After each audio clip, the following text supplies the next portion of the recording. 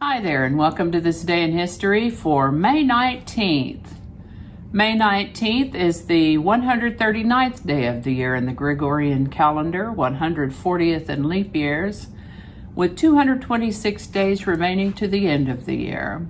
Today's word is arrant, A-R-R-A-N-T. Arrant is an adjective that means complete or thorough. Arrant as a word has a story. As is true with many other words, it's a word whose spelling and meaning has morphed over time. It started out as a variant of the word errant, which means wandering. Errant means wandering. Arrant was used as a word to mean wandering or vagrant, such as an errant thief or an errant knave. Over time, the word came to be taken as an intensifier, so that an errant fool was no longer a vagrant fool, but a complete fool. Isn't it interesting how our language morphs and adapts? Arrant, like its cousins errant and errand, come to us through French, originally from Indo-European. Earliest documented use of arrant is 1386. And with that, let's get started in the year 1499, when 13-year-old Catherine of Aragon was married by proxy to 12-year-old Arthur, Prince of Wales.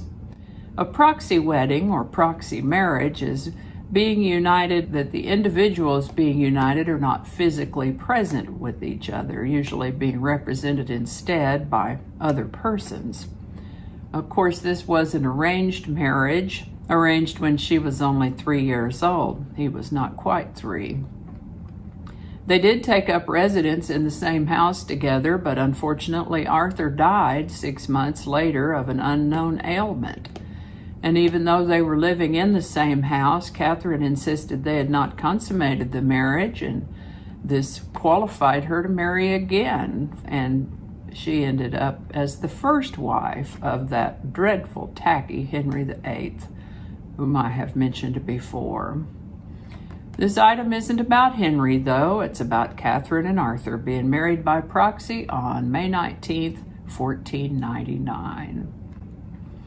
In a somewhat related matter, it was on this day in 1536 that Henry VIII's second wife, Anne Boleyn, was beheaded for adultery, treason, and incest. Now, we've talked about this before, so I will not belabor my thoughts on it here at this time. And on May 19, 1568, Queen Elizabeth I of England ordered the arrest of Mary, Queen of Scots. A lot of cloak and dagger in those centuries of royalty. This is the birthday of American businessman and philanthropist Johns Hopkins, born May 19, 1795. If that name seems familiar to you, it may be that you've heard of such institutions as Johns Hopkins Hospital or University or School of Nursing or Medical School, Johns Hopkins. These schools were named after their benefactor. He was one of 11 children back when families were bigger, and when he was 17, he left the farm and went to town to work for his uncle.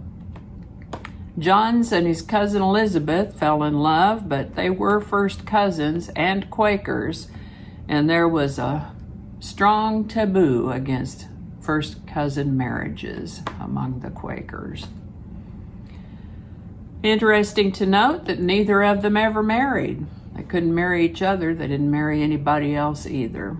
He bequeathed a home to her where she lived until her death in 1889. He was an astute businessman and made good investments, and the result of that was that when he wrote his will, he was able to set aside $7 million to build the aforementioned institutes.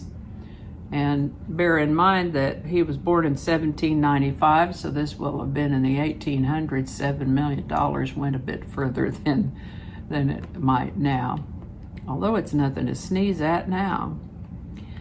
Johns Hopkins lived to the age of 78.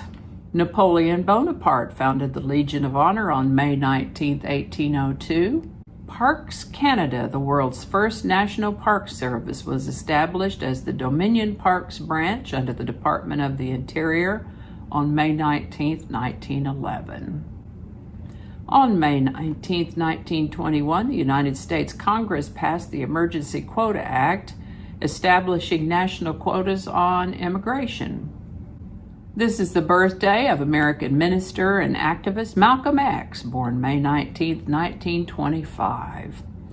He has an interesting biography. Ultimately, he was assassinated by members of the Nation of Islam after Malcolm became disillusioned with the Nation of Islam and its leader, Elijah Muhammad, and while remaining Muslim, took another path.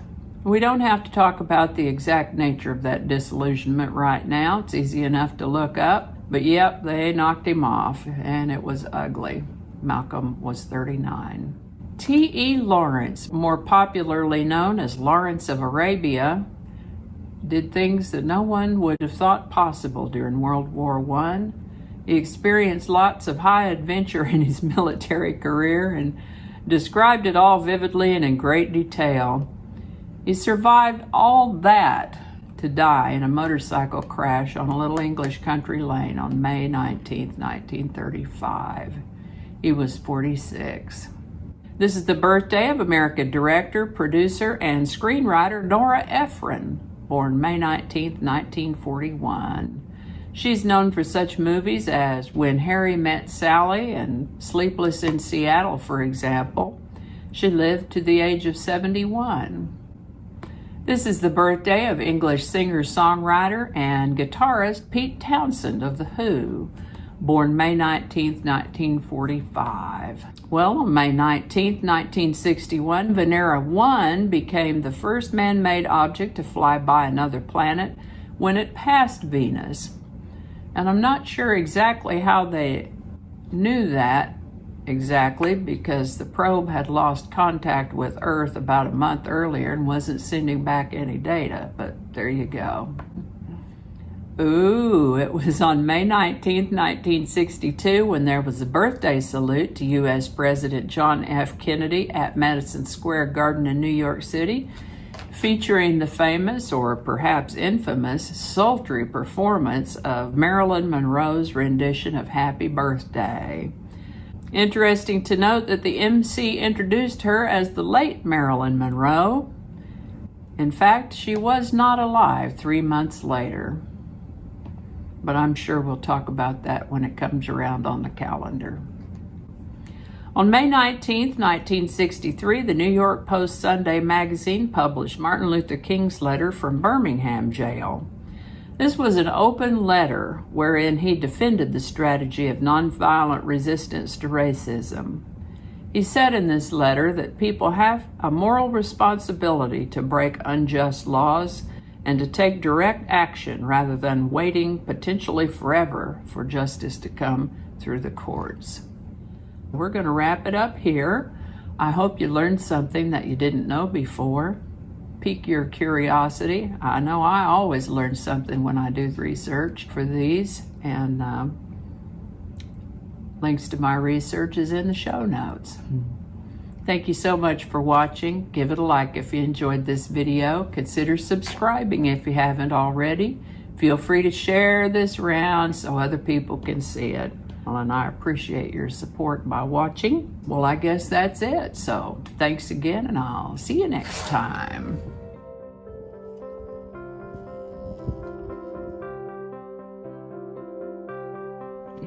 Just do the whole thing over. Thank goodness for editing. Okay, do that again. We'll do that in a minute. Thank you. That might not make it into the video, we'll see. Changing it up.